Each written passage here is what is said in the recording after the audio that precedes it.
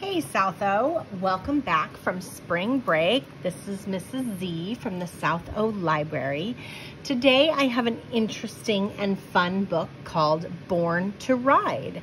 This book is a story about Bicycle Face, a story by Larissa Thule, pictures by Kelsey Garrity Riley, and I just received a bunch of new books from the district for the FAIR Act, representing all people, cultures, and backgrounds. And this one is about women's history. Born to Ride.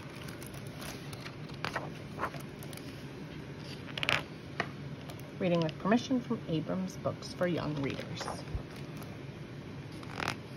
There's a quote in the front of the book by Susan B. Anthony. It says, "Let me tell you what I think of bicycling. I think it has done more to emancipate women than anything else in the world.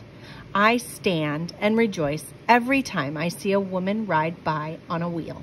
Susan B. Anthony. So notice in the beginning of the book, all of the people on bikes seem to be male. No girls or women are riding bikes. In Rochester, New York, in the year 1896, girls and women lived by a long list of things they were told not to do. They were not to vote, for example. That was against the law. They were also told not to wear pants or ride a bicycle. But Louisa Belinda Bellflower had a mind to ride a bicycle no matter what anyone might say. Her brother Joe had been given a brand new Van Cleve, and riding it looked like a whole lot of fun. This was Louisa Belinda Bellflower's everyday outfit. Not comfortable, I think you will agree. This was Joe's everyday outfit. Also not comfortable, but at least one could cartwheel in it. Louisa Belinda cast aside her skirts and put on her brother's pants. "Teach me to ride," she said.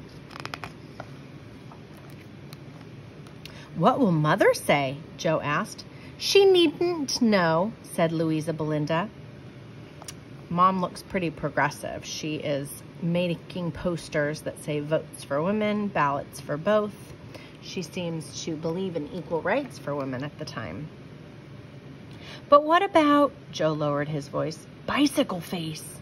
It's real, you know. Everyone says so, even Dr. Brown.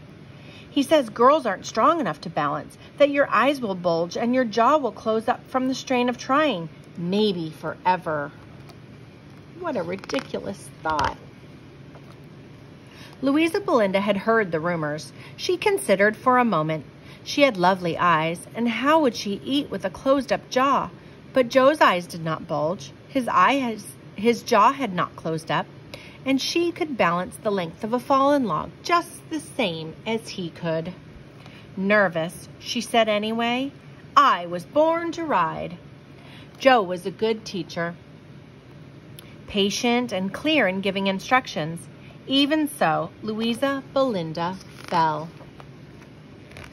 And fell again and again and again. Joe said, "Want to call it a day?" Louisa Belinda hurt all over. She touched her eyes, tested her jaw. "How's my face?" "Same as ever," Joe said. Louisa Belinda sighed, relieved. A very large part of her wanted to give up, to go inside for tea and cake and a hot bath. But if she gave up now, would she ever try again? So she said, "I will ride."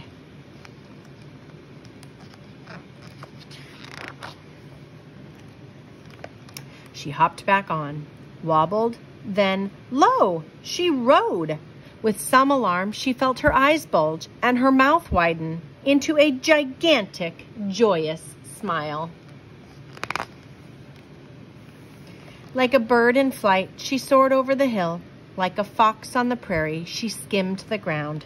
Like a bear, she roared, "Hello, world! This is my Bicycle Face." "Those pants seem quite practical, Louisa Belinda," said her mother. "They are." "Joe, dear," said Mother, "is Father's bicycle in good riding condition?" "Tip-top condition." What is Mother sewing?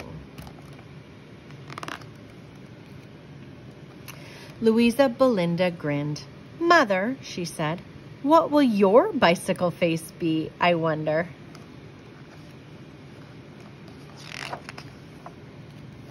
And now look, girls and women all riding bikes. And then here's a little history in the back of the book. By the 1890s, people were wild for bicycles. Bicycle madness had taken over the country, and even those who didn't ride were eager to talk about everything relating to the bicycle wheel. Two topics in particular generated a lot of enthusiasm. People, most fervid conversations centered on women cyclists, known as wheelwomen, who rode in the face of convention. But another subject also drummed up intense debate. Was bicycling dangerous to one's health? Cyclists, especially wheelwomen, were cautioned to guard against afflictions such as bicycle leg, bicycle bump, and bicycle face. Bicycle face, it was said, came from the strain of staying balanced and focused on the road.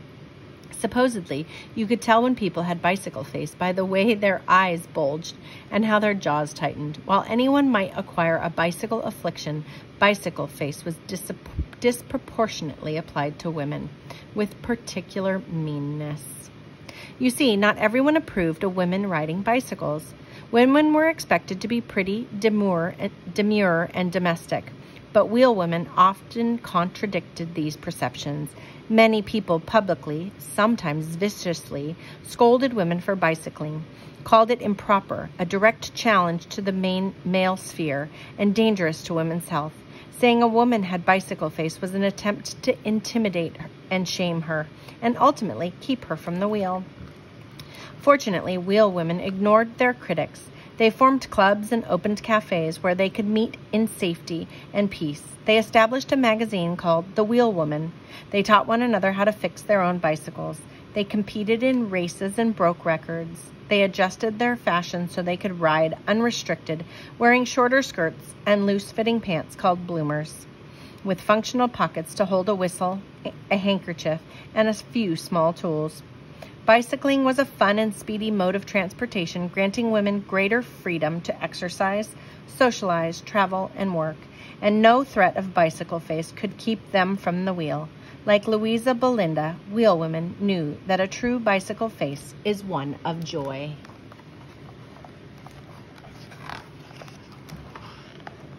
A little bit more history. And that, my friends, is Born to Ride.